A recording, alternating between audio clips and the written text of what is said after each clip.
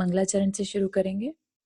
तीन भुवन में सार वीतराग विज्ञानता, शिव स्वरूप शिवकार, नमः त्रियोग समारिके। नमो अरिहंताणं, नमो सिद्धाणं, नमो आयर्याणं, नमो उवज्जायाणं, नमो लोए सवसाहुणं। पंच परमेष्ठी भगवान की जय। सभी प्रकार के पापों का 45 मिनट के लिए त्याग करके 9 बार नमोकार मंत्र पढ़ लें।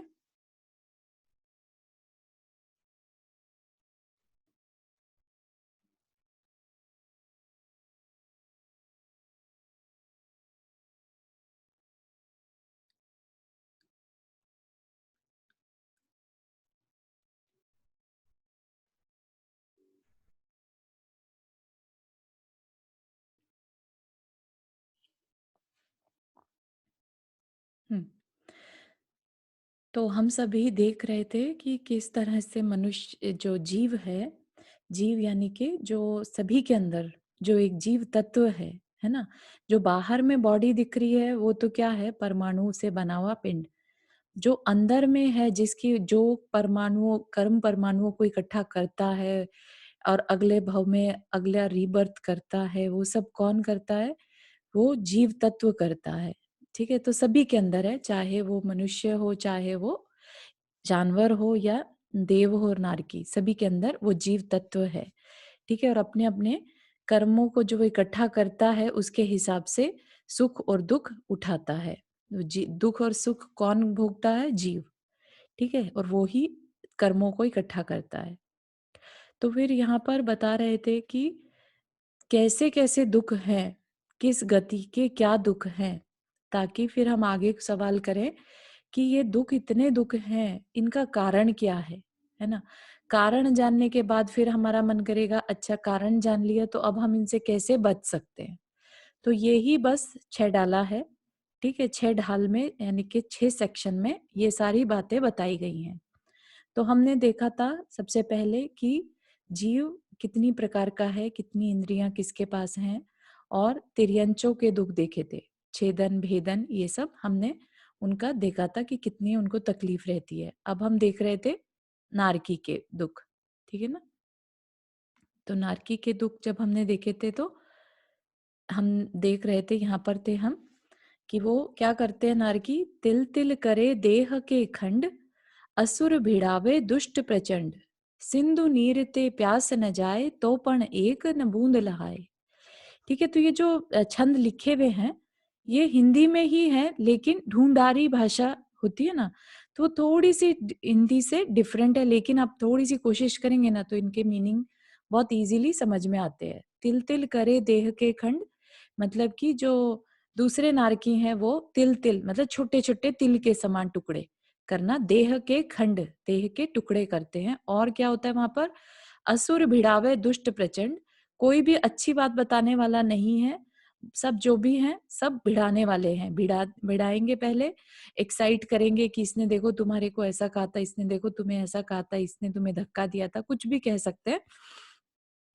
तो ऐसे असुर जाति के जो देव होते हैं, वहीं हमने पढ़ा था रत्न प्रभा पृथ्वी जो होती है सबसे टॉप की, नरक भूमि जो होती है उसके टॉप पार्ट में उनके स्थान रहते हैं, भवन रहते हैं रहने के।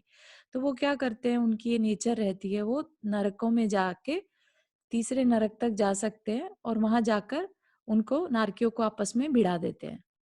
ठीक है, फिर सिंधु नीर ते प्यास न जाए, तो पण एक कना बूंद न लहाए।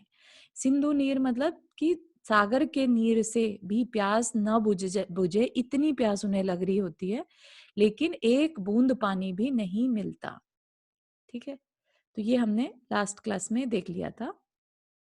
तो ये पिक्चर में हम देख सकते हैं, वे एक दूसरे के शरीर के टुकड़े टुकड़े कर डालते हैं, तथापि उनके शरीर बारंबार पारे की भांति बिखर कर फिर जुड़ जाते हैं। जैसे हमने देखा होगा ना, पारे की बूंद को, ड्रॉप को कभी आप उसको सेपरेट सेपरेट भी कर दो, ठीक है, थोड़ी देर में वो एक दूसरे को पुल करके और फिर से एक सिंगल बूंद बन जाती है। कभी एक्सपेरिमेंट करके देखिएगा।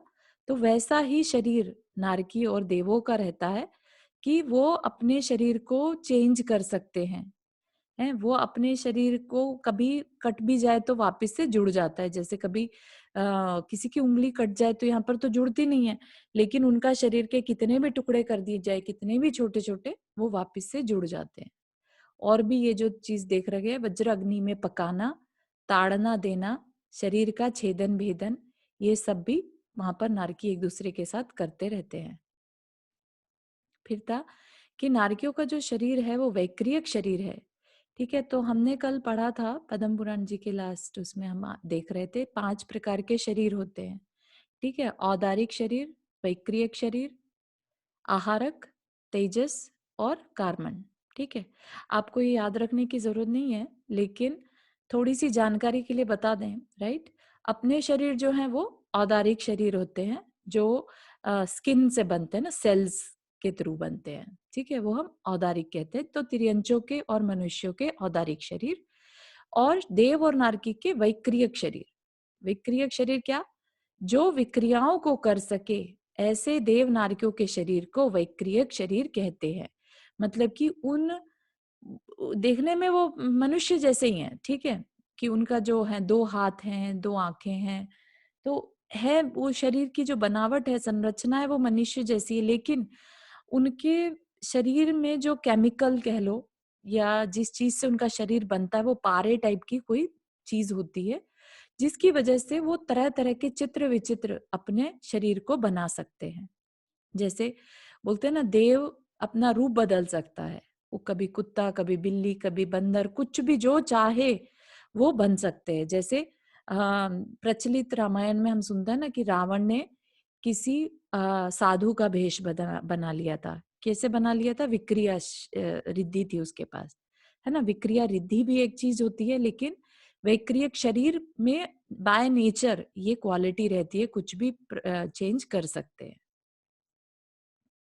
तो विक्रिया मतलब क्या? विचित्र क्रियाएं। विक्रिया विचित्र क्रियाएं, छोटे बड़े, एक अनेक, पृथक पृथक आदि विचित्र क्रियाएं ये कर सकते हैं। अपने आप को, शरीर को छोटा बड़ा बना लिया, एक है तो मल्टीपल बना लिया, फिर अपने आप को अलग कर लिया, इस तरह से। ठीक है, तो विक्रिया में पृथक और एकत्व, एक हो जाना या पृथक कर देना। तो शरीर से भिन्न अलग रूप बना लेना, शरीर एक जगह पर है, दूसरे जगह पर अपना, जैसे बोलते हैं ना होलोग्राफ, उस टाइप का अपने अलग भी कर सकते हैं। और शरीर को ही कोई दूसरा रूप दे दिया तो वो भी एक विक्रिया रिद्धि ही है, विक्रिया शरीर की पावर है। नारकी के अपृथक विक्रिया होती है। ठीक है, नारकी क्या कर सकता है? अपृथक विक्रिया, कि वो पृथक नहीं कर सकता, उसको उसी शरीर में अपने आप को बनाना रहता है। वो अपने शरीर को ही बिच्छू, सांप, लट, तलवार, भाला आदि बना लेते हैं। ठीक है, वो अपना शरीर का होलोग्राफ नहीं बना सकते, देव कर सकते हैं ऐसा। शरीर के दुख, 7वें नरक के नारकी के 5,68,99,584 रोग होते हैं। मतलब सोचो कि पूरा शरीर जो है बिल्कुल रोग से ही ग्रसित है। जितने भी पॉसिबल रोग हैं वो सारे हैं, लेकिन फिर भी वो मर नहीं सकते। उन्हें रोगों को सहन करते रहना पड़ता है। फिर असुर भिड़ावे दुष्ट प्रचंड हमने देखा था। तो जो असुर जाति के देव हैं आकर उन्हें सिखाते हैं कि अरे देखो, इस पर्सन ने, इस जीव ने तुम्हारे साथ कितना बुरा किया था पिछले भव में, तुम इसको कैसे छोड़ सकते हो, भिड़ाओ इसको, है ना, इस तरह से। तो संक्लिष्ट परिणाम वाले अम्बरीश आदि जाति के असुर कुमार देव तीसरे नरक तक जाकर नारकियों को अपने अवधि ज्ञान के द्वारा क्रूरता और कुतूहल से आपस में लड़ाते हैं और स्वयं आनंदित होते हैं, खुद मजा लेते हैं और नारकियों को देखते हैं आपस में लड़ते हुए, काटते पीटते हुए। फिर कैसी प्यास रहती है वहां पर? मिल जाए तो पूरे महासागर का जल भी पी लें, लेकिन तृषा शांत ना हो। तृषा मतलब प्यास, इतनी प्यास, लेकिन उन्हें एक बूंद भी पानी पीने को नहीं मिलती। ठीक है, फिर अब नरकों की भूख, आयु और मनुष्य गति प्राप्ति का वर्णन। यहाँ पर क्या कह रहे हैं? तीन लोक को नाज जो खाए, मिटे न भूख कणा न लहाए। अभी वहां पर क्या है, भूख कैसी है वहां की, कि तीन लोक में जितना भी अनाज है उतना खा जाए, इतनी भूख उन्हें लगती है। लेकिन क्या होता है वहां पर, मिटे न भूख कणा न लहाए, एक कण भी अनाज का उन्हें वहां नहीं मिलता खाने को। अनाज वहां होता ही नहीं। क्या खाते हैं फिर वहां पर, मिट्टी खाएंगे, गंदी चीज जो भी पड़ी है वहां पर वो खाएंगे, उससे उन्हें काम चलाना पड़ता है। ये दुख बहु सागर लो सहे, कर्म जोगते नर गति लहे। ये दुख मतलब जो अभी दुख बताए ना, बहु सागर, उनकी जो आयु होती है बहुत लंबी होती है। ठीक है, नरकों में आयु बहुत लंबी होती है और उन्हें उस लंबी आयु को पूरा का पूरा भोगना ही पड़ता है। तो फिर वो पूरी आयु के दुख भोगने के बाद कर्म जोगते, पिछले अगर किसी अच्छे कर्म का उनका उदय आ जाए तो फिर वो नरक गति में वापस आ जाते हैं। ठीक है, शुभ कर्म के उदय से। तीन कैसी भूख है, यदि मिल जाए तो तीन लोग का नाज एक साथ खा जाए, तथापि क्षुधा शांत न हो। परंतु वहां खाने के लिए एक दाना भी नहीं मिलता। और क्या खाते हैं, अत्यंत दुर्गंध वाली अत्यल्प मिट्टी, मिट्टी खाने को मिलती है उन्हें। और वहां की मिट्टी कैसी है, तो वहां की मिट्टी अगर पहले नरक की मिट्टी पृथ्वी पर आ भी जाए एक कण भी, तो उसकी दुर्गंध का प्रभाव से एक कोस तक के जीव मर जाते हैं। दूसरे नरक की 1.5 कोस इतनी दुर्गंध वाली मिट्टी वहां पर होती है, जैसे जहरीली गैस, बहुत सड़ान के साथ जहरीली गैस निकल रही हो, इस टाइप की। ये दुख कब तक वो भोगता रहता है, मरण पर्यंत तक, और फिर किसी शुभ कर्म के उदय से। अब जो ये बात चल रही है ना यहाँ पर, तो अम, ये बताना चाह रहे हैं कि किस तरह से परिवर्तन हो रहे हैं। ठीक है, अभी तिर्यंच से ये जरूरी नहीं है कि तिर्यंच से नरक ही जाएगा, राइट। लेकिन राइटर जो हैं, दौलत राम जी जो हैं, या अपने आचार्य हैं बताने वाले, क्योंकि उन्हें चारों गतियां कवर करनी है, ठीक है ना, तो इसलिए बता रहे कि कभी कोई भी नारकी कैसे निकल पाता है वहां से। तो जरूरी नहीं कि वो मनुष्य ही बनेगा, हो सकता है वो अगर बहुत बुरे कर्म कर रखे हैं उसने, तो वो तिर्यंच भी बन सकता है, सिंह आदि वगैरह, है ना। तो लेकिन उन्हें यहाँ पर बताना है, अब मनुष्य गति के बारे में बताना है, तो वो कह रहे हैं कि मनुष्य में कब बनेगा, जब किसी शुभ कर्म का उसका उदय आ जाएगा। हो सकता है पाप कर्म अभी फिलहाल उसका, उसने इकट्ठा तो कर लिया नरक में, लेकिन उदय किसका आ गया, मनुष्य गति का। ठीक है, तो इसलिए अब वो मनुष्य में चला जाएगा। तो चारू जी, नरक में तो जैसे, नरक में तो कहीं से हमें कोई अच्छा काम करने को मिलेगा ही नहीं, हाँ तो फिर हमारा पुण्य तो बंधेगा ही नहीं, इसका मतलब। हाँ, नरक में पुण्य नहीं बनता है, लेकिन कभी पहले देखो, नरक में जाने से पहले भी तो कुछ भव थे ना। तो हम्म। जरूरी नहीं है पुराने किसी भव का, एक बार जब कोई भी कर्म बंधता है, तो सुनिए, जो हम मोहनीय कर्म बांधते हैं उसकी उत्कृष्ट जो अवधि है, राइट, उसका उत्कृष्ट जो समय है वो है 70 कोड़ा कोड़ी सागर तक का बांध सकते हैं। तो एक समय हमने कोई तीव्र, बहुत तीव्र मोहनीय कर्म अगर बांध लिया, मोहनीय कर्म मतलब खूब कषाय कर ली, कषाय, लोभ, क्रोध मान माया लोभ कर लिया, अब उसका जो उदय है, हो सकता है वो जो उदय है वो 70 कोड़ा कोड़ी सागर तक चल सकता है। ठीक है ना, कुछ अच्छा किया हो तो उसका भी, और कुछ बुरा किया तो उसका भी। तो ये ऐसे, हाँ जी, 70 कोड़ा कोड़ी का माप क्या होता है 70 वैसे? कोड़ा कोड़ी बहुत बड़ा समय है। कोड़ा कोड़ी होता है करोड़ से करोड़ को मल्टीप्लाई करना, ठीक है, और 70 टाइम्स करोड़, टाइम्स करोड़, ऐसा। और फिर सागर, सागर मतलब असंख्यात वर्ष जिसमें हो, मतलब हम काउंट भी नहीं कर सकते इतना लंबा समय। तो जब हम बांधते हैं उसको, ये जरूरी नहीं है कि हमें 10-20 साल में ही कर्म का फल मिल जाता है। हम उसको बहुत लंबे समय तक के लिए अपने साथ बांध लेते हैं, वो आत्मा के साथ, जीव के साथ बंध जाते हैं। ठीक है, तो अब क्योंकि उन्हें यहाँ पर मनुष्य गति में लेके जाना है, तो इसलिए कह रहे हैं कि किसी शुभ कर्म के उदय से वो जीव मनुष्य गति प्राप्त करता है। नहीं तो नॉर्मली क्या होता है, नरक से तिर्यंच बनेगा, तिर्यंच से फिर गलत काम करेगा, फिर से नरक में जाएगा, फिर वापस आएगा, फिर तिर्यंच कोई सी जाति का बन जाएगा। इस तरह से नरक से निकल पाना भी उसके लिए आसान नहीं रहता। लेकिन कोई शुभ कर्म का तीव्र उदय आ जाए तो वो उससे निकल भी सकता है।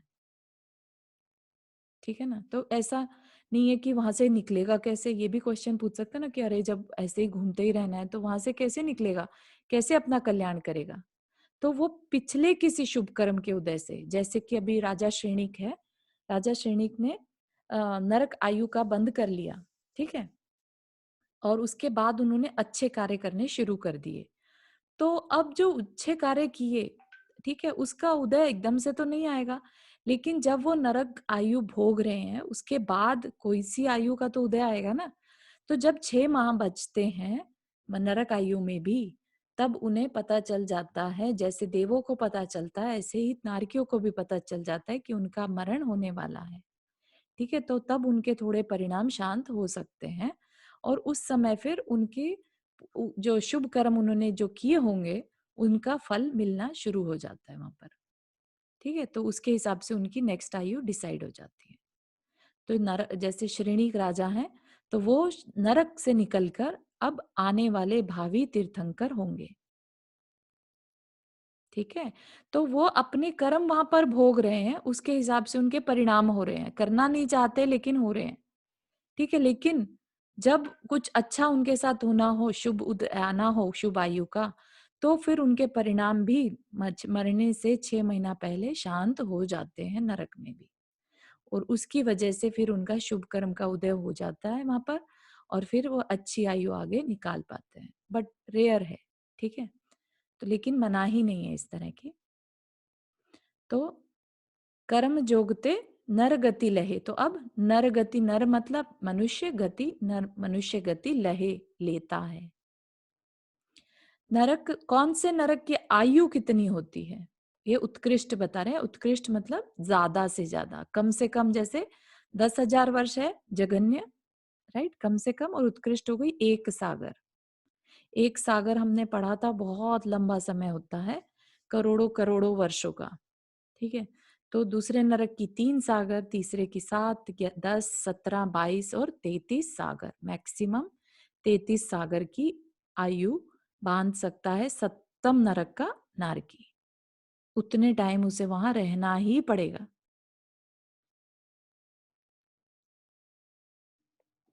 आयु पूर्ण होने पर शरीर कपूरवत उड़ जाता है, गायब हो जाता है। ऐसा नहीं है कि वहां पर उनको जलाना पड़े या कुछ करना पड़े।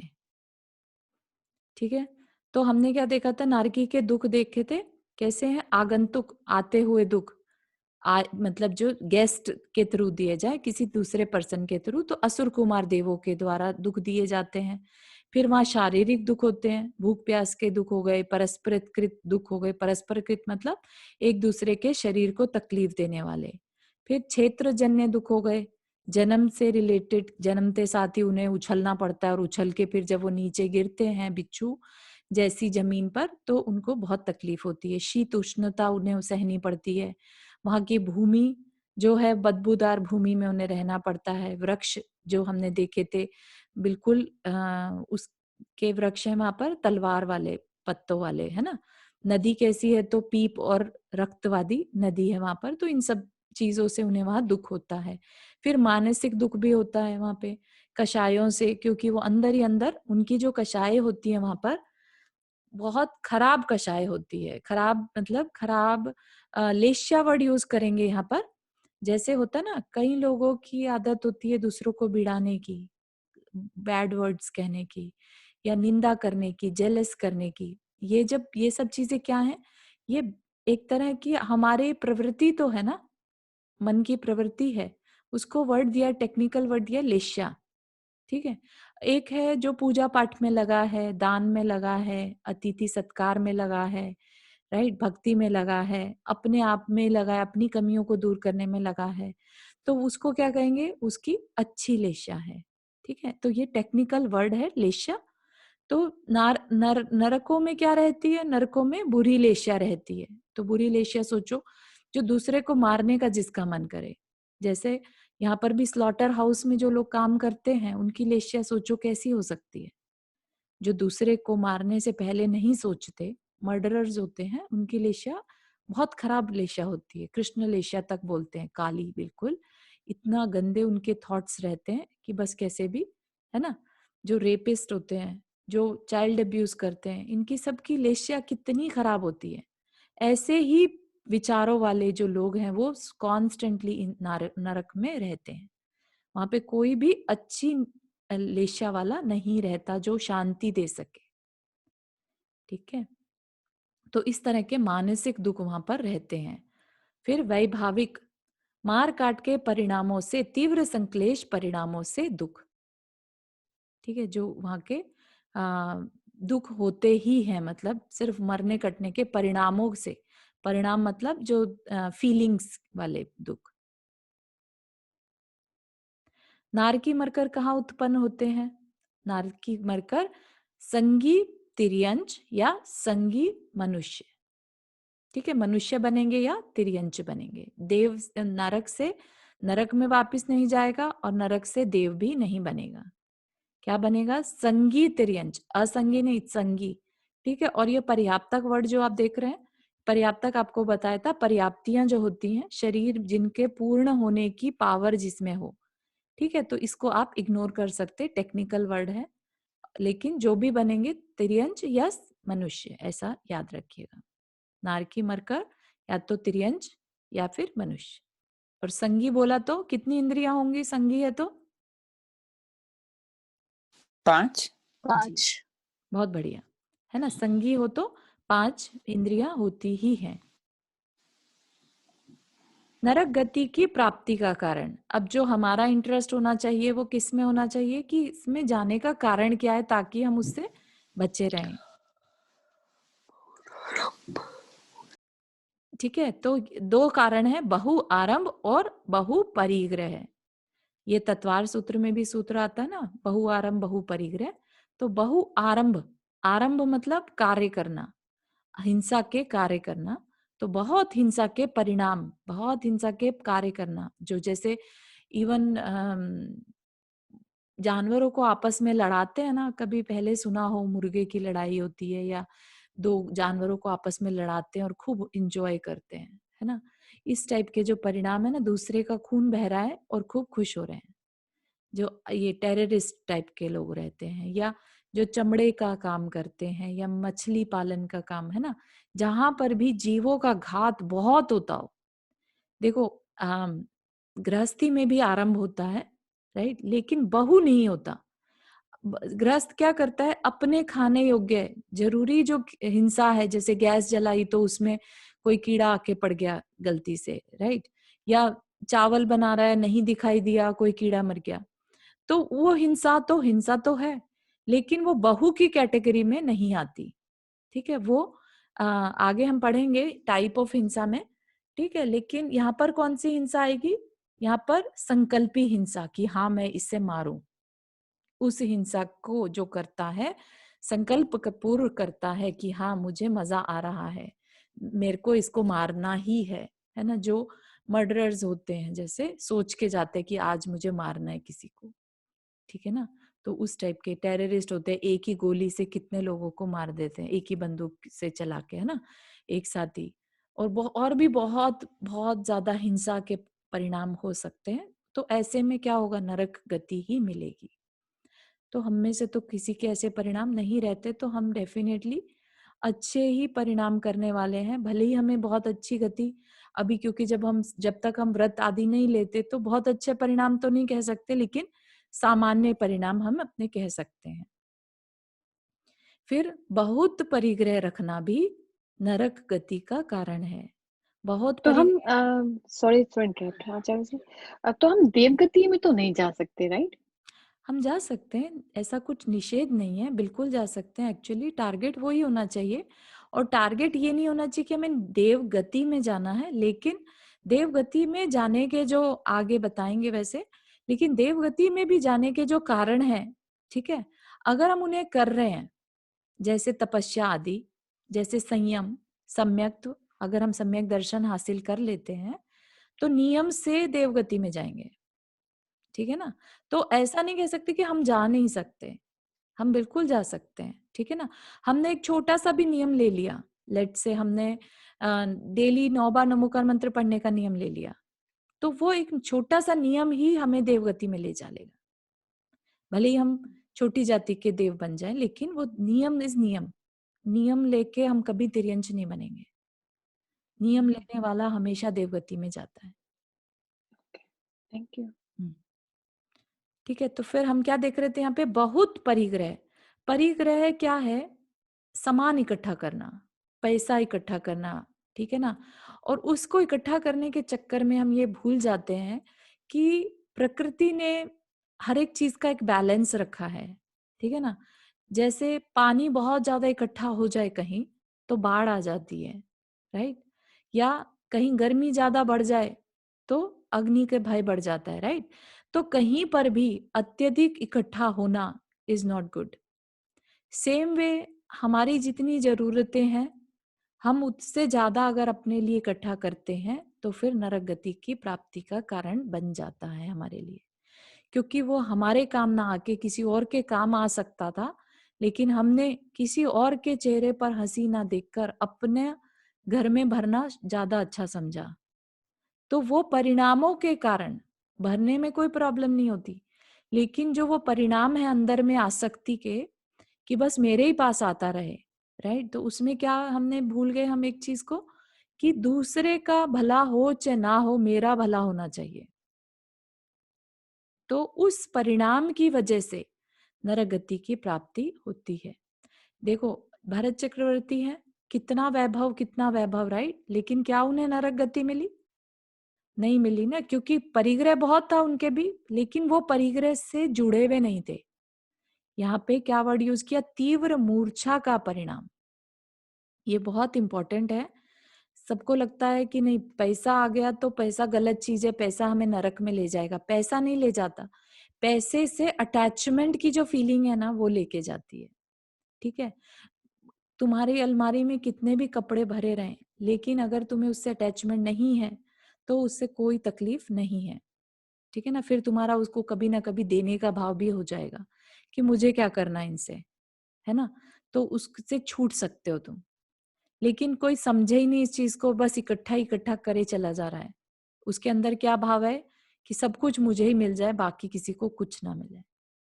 तो उस वजह से उसको नरक गति का बंध होता है, ठीक है। तो यहाँ पर हमने हमारी नरक गति का डिस्कशन बंद हुआ। अब इसके बाद हम देखेंगे मनुष्य गति। मनुष्य गति में क्या दुख है ना। अभी हमने नरक में देखे तो नरक से तो बेटर ही है, डेफिनेटली बेटर है, लेकिन ऐसा नहीं है कि मनुष्य गति में दुख नहीं है। तो यहाँ पर क्या है? जननी उदर वस्यो नवमास, अंग सकुचते पायो त्रास, निकसत जे दुख पाए घोर, तिनको कहत न आवे और। यहाँ पर जननी माता, उदर स्टमक को उदर बोलते हैं, वस्यो 9 मास, 9 मास तक रहे। ऐसा कोई भी मनुष्य नहीं है जो इस प्रोसेस के बिना बना हो, है ना। हर एक को 9 मंथ्स पेट में रहना ही पड़ता है। और फिर वहां पर क्या होता है? अंग सकुचते। अंग सकुचते मतलब जो बॉडी पार्ट्स हैं वो सकुच गए, सिकुड़ गए इतने ज्यादा। कभी आपने फोटो में भी देखा हो कि जब बच्चा पेट में रहता है तो वो बिल्कुल सिकुड़ा हुआ रहता है, राइट। पेट वो, उसके पैर बिल्कुल मुड़े हुए रहते हैं, एकदम गर्दन कमर बिल्कुल मुड़ी हुई रहती है छोटी सी जगह में, क्योंकि उसे एडजस्ट करना पड़ता है। अंग सकुचते पायो त्रास। त्रास मतलब तकलीफ, है ना। अंग को सकुचता मतलब सिकोड़ने से दुख मिला उसे। वहां पर 9 मंथ्स उसे ऐसे रहना पड़ता है। निकसत जे दुख पाए घोर। और जब बाहर आता है तो वो बाहर आने का रास्ता इतना छोटा रहता है कि उसको बहुत दुख उठाना पड़ता है निकलने मात्र में ही। तिनको कहत न आवे और, मतलब सोचो कि आपको एक छोटी सी नली में से निकलना पड़ जाए, आपका शरीर उसमें फंसा रह जाए, है ना। एक तरफ से भले ही आपको धक्का दिया जा रहा हो, लेकिन आपका शरीर फंसा हुआ है वहां पर, तो कितनी तकलीफ। बच्चा मतलब बोल नहीं सकता, लेकिन वो जीव है, राइट। उसको वो तकलीफ फील जरूर होती है। आचार्य कह रहे हैं तो हमें इस चीज को मानना रहेगा, क्योंकि बच्चे जब हम थे, हम कह तो नहीं सकते, लेकिन हम सभी ने ये वाली तकलीफ को सहन किया है। जैसे ही मनुष्य गति मिली और तकलीफ शुरू। जननी उदर बस्यो नव मास अंग सकुचती, ये हमने अभी पढ़ा था। तो मनुष्य गति में भी यह जीव 9 महीने तक माता के पेट में रहा। वहां शरीर को सिकोड़कर रहने में तीव्र वेदना सहन की, जिसका वर्णन नहीं किया जा सकता, है ना। तो आप ये पिक्चर में देख सकते हैं यहाँ पर किस तरह से सिकुड़ापन रहता है पूरा टाइम। फिर माता ने जो खाया वो तुम्हें खाना पड़ेगा, चरपरा है तो जलन भी हो रही है, सब कुछ होता है ना। गर्भावस्था के दुख, अंगों को सिकोड़ के समय समय बिताना पड़ता है, मतलब कि सब कुछ के सिकुड़ के बिताना पड़ता है, उल्टे मुंह रहना पड़ता है, दुर्गंधित कीचड़ जैसे स्थान में रहना होता है, माँ के उच्चिष्ट भोजन से भूख मिटानी पड़ती है, माता के गर्म चटपटे भोजन करने में शरीर के संताप दाह आदि होते हैं, और कभी गर्भ में ही मरण हो जाता है, और गर्भ से निकलने में अपार वेदना भोगनी पड़ती है। ठीक है, तो किसी भी गति में कहीं सुख नहीं है, इस चीज को बताना चाह रहे हैं। ये अगर ये कह देते कि नहीं तुम बहुत इंजॉय करते हो वहां पर गर्भावस्था में, तुम्हें बहुत, तुम्हारी तो केयर ही दूसरा करता है, तुम्हें तो कुछ करना ही नहीं पड़ता, है ना, हाथ हिलाए बिना ही तुम्हें खाना मिल जाता है, तो हर एक कोई चाहेगा कि हाँ हमें भी जाना है, हमें भी गर्भावस्था में ही रहना है। गलत हो जाएगा ना। तो जो है रियलिटी वो ही बता रहे हैं। गर्भ से निकलकर अत्यंत भूख प्यास की वेदना, बताने की शक्ति का अभाव, अनेक प्रकार के रोगों से युक्त, लोगों के द्वारा खिलौने जैसा व्यवहार। बच्चा बोल नहीं सकता, लेकिन उसको अच्छा नहीं लगता है कि सब उससे एज अ टॉय बिहेव कर रहे हैं। फिर मनुष्य गति में जो बाल, युवा और वृद्धावस्था के दुख हैं, अब उसको जानेंगे। क्या दुख है वहां पर? बालपने में ज्ञान न लयो, तरुण समय तरुणी रत रहो। बालपने में ज्ञान न लयो, बालक है, छोटा है, तो हम कह देते ना छोटा है जाने दो, उसको क्या पता। तो ज्ञान न लयो मतलब उसको कोई नॉलेज नहीं रहती। बालपने में ज्ञान न लयो, लयो मतलब प्राप्त नहीं होना।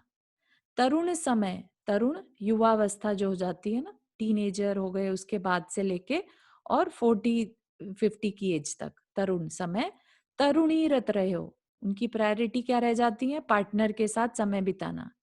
तो तरुण समय तरुणी रत रहे हो, यूथ में वो गर्ल है तो बॉय के साथ, और बॉय है तो गर्ल के साथ रत रहती है, मतलब इन्वॉल्व रहते हैं, बस उसी में लीन रहते हैं।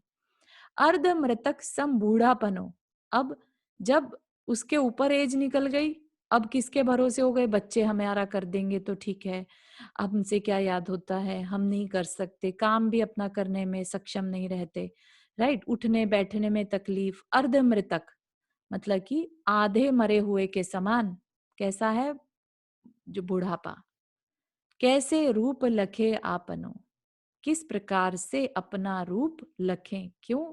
क्योंकि बचपन में ज्ञान नहीं था, तरुण समय यूथ में तरुणी में लगे रहे, और बुढ़ापे में मृतक सम रहे। तो क्या, कौन सा ऐसा समय आएगा जब हम अपने आप को पहचान पाएंगे? कोई समय ही नहीं दिख रहा, राइट, मनुष्य गति में भी। तो ये वहां के दुख हैं। मनुष्य गति में भी यह जीव बाल्य अवस्था में विशेष ज्ञान प्राप्त नहीं कर पाया, यौवन अवस्था में स्त्री के मोह में भूला रहा। अगर पुरुष है तो वो पुरुष, स्त्री बोले कि पुरुष के मोह में भूली रही। वृद्धावस्था में अधमरा जैसा पड़ा रहा। इस प्रकार यह जीव तीनों अवस्थाओं में आत्म स्वरूप का दर्शन न कर सका, जबकि आत्मा जीव जो है वो अंदर में ऑल द टाइम है, राइट। जो चीज तुम्हारे पास हमेशा है उसकी तो पहचान कर नहीं रहे हैं, और जो चीजें छूटती और आती रहती हैं हम उसी में सारा टाइम निकाल दे रहे हैं सोचने में।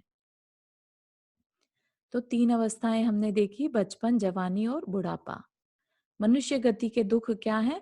भूख प्यास संबंधी सभी को मालूम है, पढ़ाई करनी रहती है, पढ़ो लिखो, घर चलाओ, जिम्मेदारियां, राइट। शरीर के रोग हो गए तो इष्ट का बिछुड़ना, जो हमारे प्रियजन है उनसे बिछुड़ना हो जाता है, या कोई अनिष्ट का संयोग हो गया, तो वो सारी चीजें मनुष्य गति में ये सारे दुख झेलने पड़ते हैं।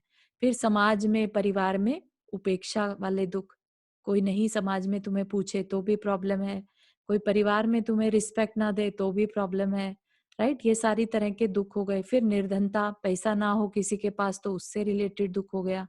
व्यापार, नौकरी संबंधी दुख, किसी की काम अच्छा नहीं चल रहा है, नौकरी में मैनेजर अच्छा बिहेव नहीं कर रहा है। मानसिक दुख हो गए, किसी को दूसरे को देख देख के तकलीफ में रहना कि उसकी क्यों इतनी बढ़ रही है, मेरा तो कुछ फायदा नहीं हो रहा है।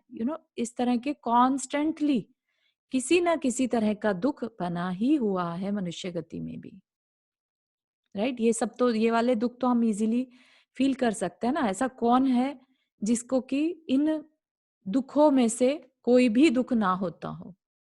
हम नहीं कह रहे कि सारे ही दुख होते होंगे, जरूरी नहीं है।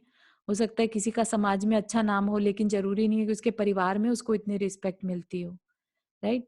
या हो सकता है शरीर की तो अच्छा है, शरीर में सब बहुत अच्छा है, कोई बीमारी नहीं है, लेकिन दरिद्रता है, पैसा की कमी पड़ रही है, या नौकरी अच्छी नहीं चल रही, कुछ भी हो सकता है, right? There are so many permutation, combination, right? Degrees अलग अलग है हर एक के दुख की। तो अब मनुष्य गति के बाद किस में जाएंगे हम? देव गति में। तो देव गति में यहाँ पर हम पहले छंद पढ़ लेते हैं। ये हमने 15वां ही पढ़ा था क्या अभी? हाँ, 15 ही है ना। 15 के बाद ये बता दिया मनुष्य का कि कैसे रूप लको अपनो, मतलब अपना कल्याण हम कैसे कर सकते हैं, हम तो दुखों में ही पड़े हैं। अब देवगति, जो देवगति में होने वाले या पाए जाने वाले परिणामों में सदा सुखी रहते हैं, उनको देव कहते हैं। जो देवगति में हो उन्हें देव कहते हैं। जो अणिमा, महिमा आदि 8 गुणों के द्वारा सदा अप्रतिहत रूप से विहार करते हैं, मतलब कि देवों में रिद्धियां होती हैं, तो उनको जहां मर्जी जाना है, बड़ा छोटा रूप करके, क्योंकि उनका शरीर भी विक्रिया वाला है ना, तो वो अपने रूप को बदल बदल के विहार करते हैं। जिनका रूप, लावण्य, यौवन आदि सदा प्रकाशमान रहता है। देवों में क्या रहता है? देवों में वृद्धावस्था या बचपन नहीं रहता, वहां सिर्फ यूथ रहता है ना। और वहां बच्चे नहीं रहते, वहां सिर्फ देवियां रहती हैं, वो भी सर्टेन लेवल ऑफ स्वर्ग तक। उसके बाद देवियां भी नहीं रहती, सारे देव रहते हैं। तो देव और देवियां जहाँ रहती हूँ, बस उनको कोई मतलब नहीं है, सिर्फ अपना इंजॉय करते हैं वहां पर। और सुंदर, बहुत सुंदर होते हैं देव भी और देवियां भी।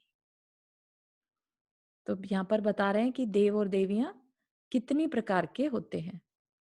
भवनवासी, व्यंतर, ज्योतिष और वैमानिक, 4 निकाय के बोलते हैं ना, 4 निकाय के देव।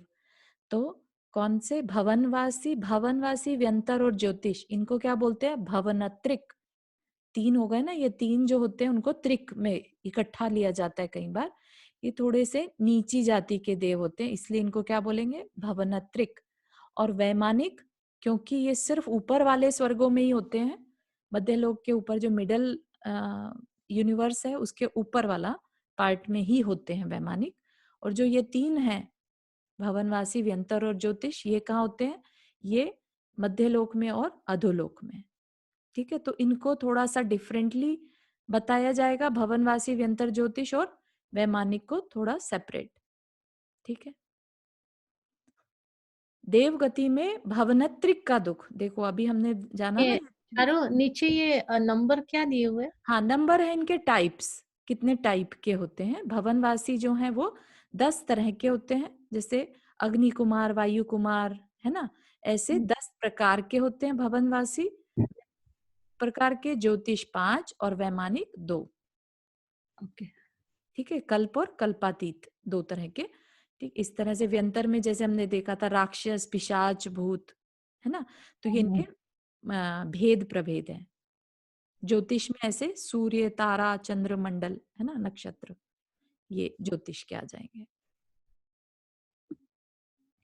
भवनात्रिक में दुख कैसे हैं? अब है तो देवगति, लेकिन क्या वहां पे भी दुख होते हैं? ऐसा क्वेश्चन हो सकता है ना। तो कि भवनात्रिक में कौन कौन से, अगर आपसे पूछे कभी भवनात्रिक में कौन से प्रकार के देव होंगे? भवनवासी, व्यंतर और ज्योतिषी।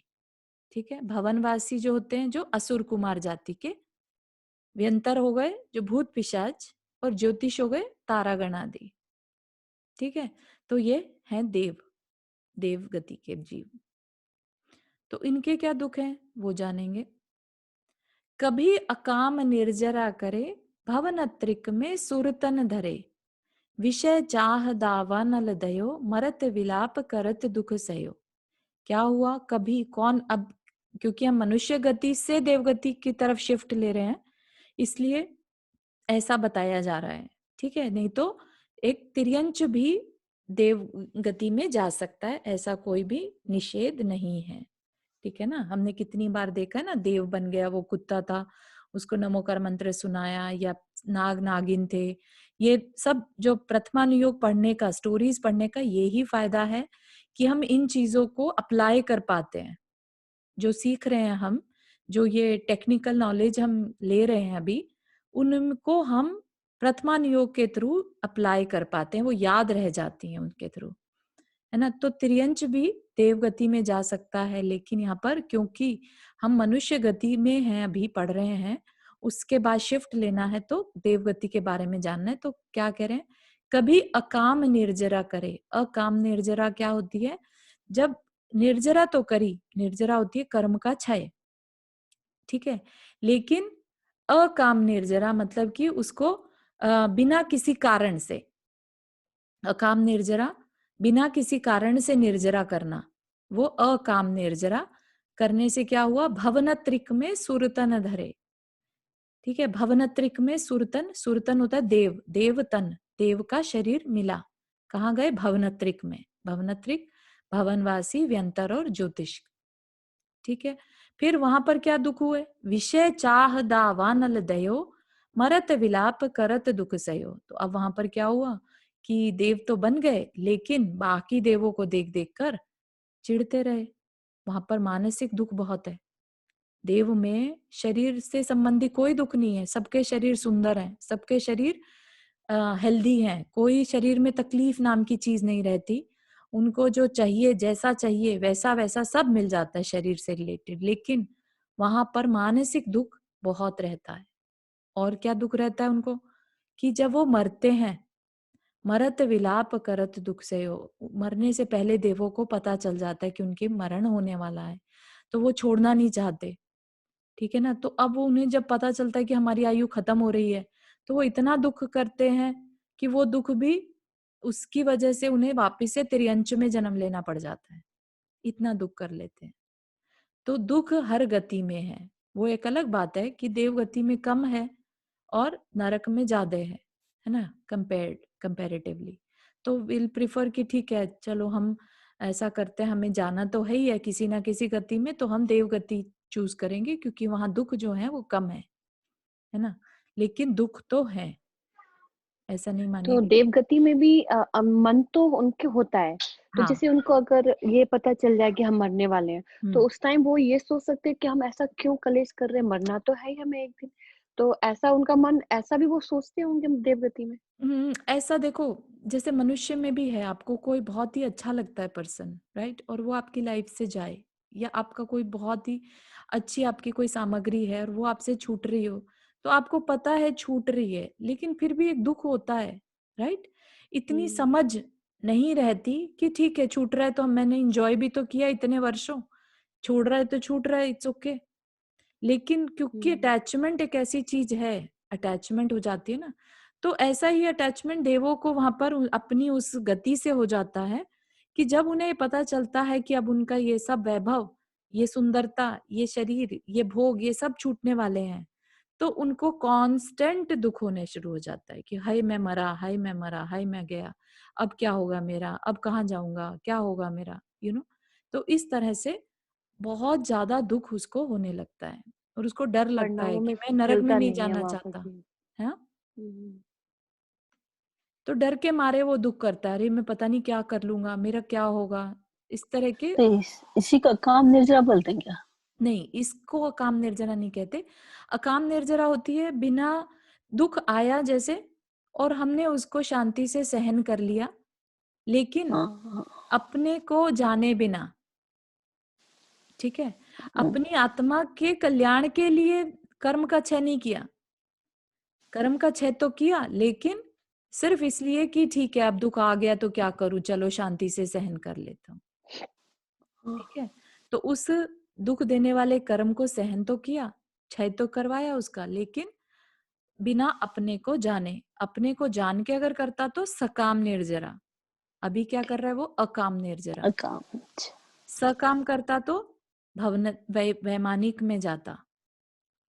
यहाँ पर किन की चर्चा कर रहे हैं? 3 की, राइट? भवनत्रिक। क्यों गया? अंतरिक्ष। अकाम निर्जरा करी। जैसे तापसी लोग नहीं होते जो भयंकर बर्फ में बैठकर तपस्या करते हैं, या अग्नि में के चारों ओर घूमते हैं, कुछ भी इस तरह की वो रहते हैं तापसी लोग, है ना? नागा बाबा, इस टाइप के लोग जो भूखे प्यासे भी बैठे रहेंगे, राइट? लेकिन वो क्या करते हैं? वो अपनी आत्मा के कल्याण के लिए नहीं करते। वो ये सब किस लिए करते हैं? ताकि उन्हें कुछ शक्तियां मिल जाएं।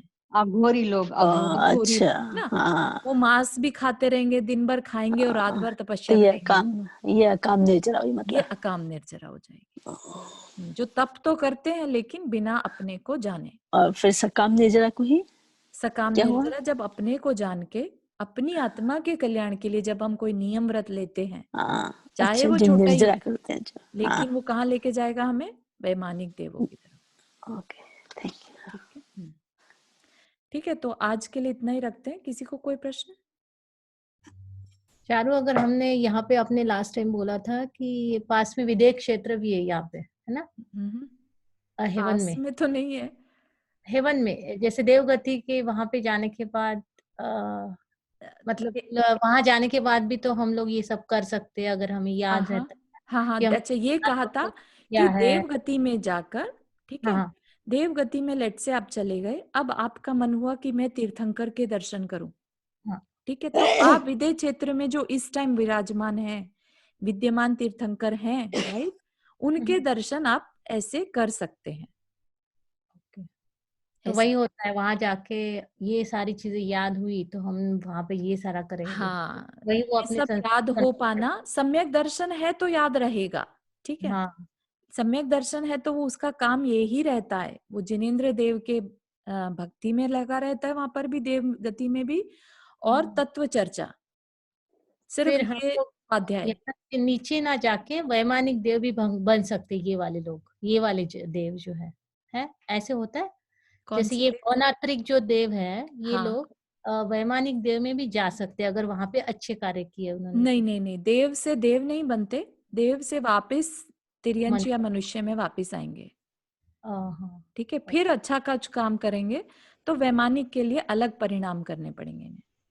हाँ, तो जैसे आपने ये बोला ये काम निर्जरा करके है हाँ, तो ये करेंगे तो भवनात्रिक में ही जाएंगे, वैमानिक में नहीं जाएंगे। तो हाँ वैमानिक के लिए सकाम निर्जरा करनी जरूरी है।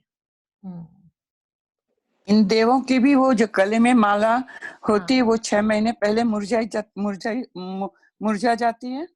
हाँ हाँ, बिल्कुल, हर एक देव के, चाहे वो किसी भी गति निकाय का हो, भवनत्रिक हो, वैमानिक हो, हर एक के गले में एक माला रहती है, और वो माला ही उनकी पहचान रहती है कि अब उनका मृत्यु आने वाली है। 6 महीना पहले वो माला मुरझाने लगती है।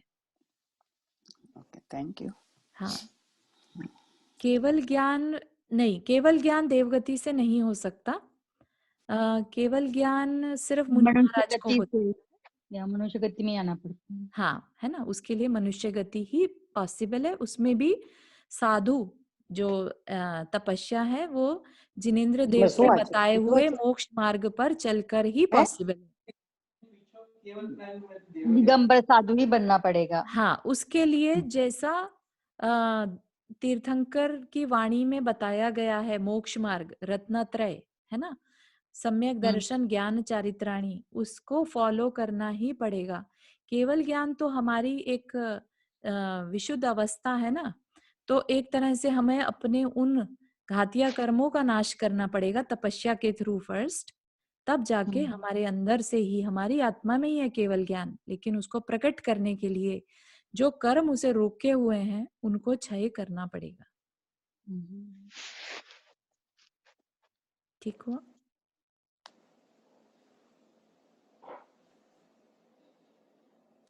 मतलब इसमें आप ये बताना चाहते हैं कि भवनवासी अंतर और ज्योतिष को जो दुख होते वो भवनांतरिक जो दुख हुए, उनको मेरे को दुख ये होते थोड़ा मानसिक दुख, मानसिक मन के दुख मतलब ईर्ष्या कि इस हाँ देव की का रहन सहन मुझसे अच्छा कैसे है, ओके इस तरह के।